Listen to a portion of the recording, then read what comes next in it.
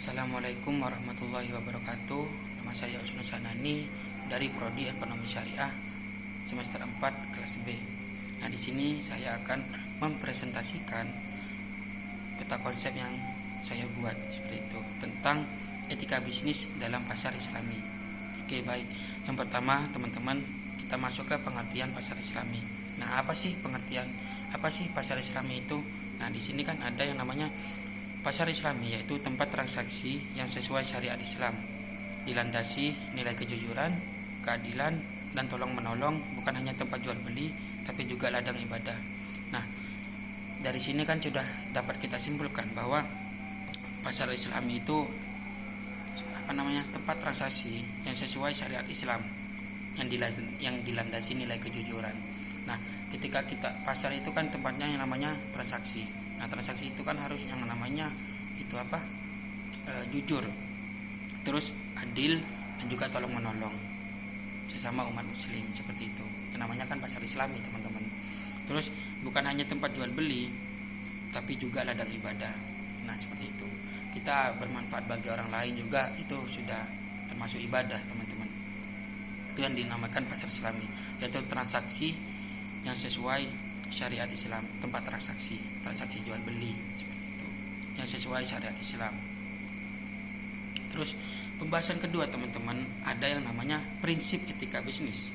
Nah, prinsipnya itu harus kejujuran, asidik, amanah, dapat dipercaya, adalah keadilan, ihsan, berbuat baik, dan lebih dari sekadar kewajiban.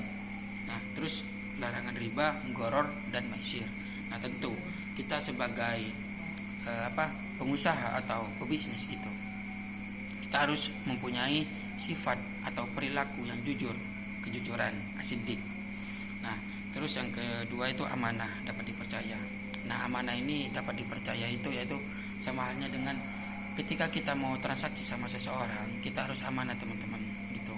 Kalau seseorang itu kalau kita itu berjanji, sudah menjanjikan kepada konsumen kita segala macam titik seperti itu. Nah, kita harus sesuai dengan omongan kita harus amanah, dapat dipercaya, gitu, tidak boleh berbohong, gitulah.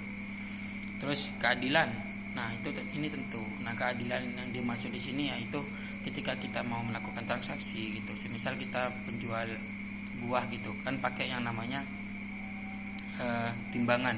Nah, timbangan itu tidak boleh kita kasih pemberat, gitu. Kalau dikasih pemberat kan nanti beda dengan harganya, seperti itu. Harganya sedikit, nah akan tetapi buah yang kita dapat akan banyak, seperti itu. Kita harus adil. Terus ihsan, berbuat baik, lebih dari sekedar kewajiban. Nah, kita harus berbuat baik. Kalau semisal nanti orang datang ke kita, terus mereka menanyakan seperti itu, nah kita harus berbuat baik kepada mereka, tidak boleh yang namanya membentak mereka, memarahi mereka, seperti itu. Kita harus berbuat baiklah, perilaku yang baik. Terus yang keempat ya, larangan riba, goror, dan maisir. Nah, riba ini dilarang, goror dilarang, maisir juga dilarang, teman-teman. Nah, itu yang prinsip etika bisnis, yaitu kejujuran tadi, amanah, dapat dipercaya, terus keadilan, ihsan, berbuat baik, seperti itu. Terus masuk ke pembahasan ketiga, yaitu dasar hukum.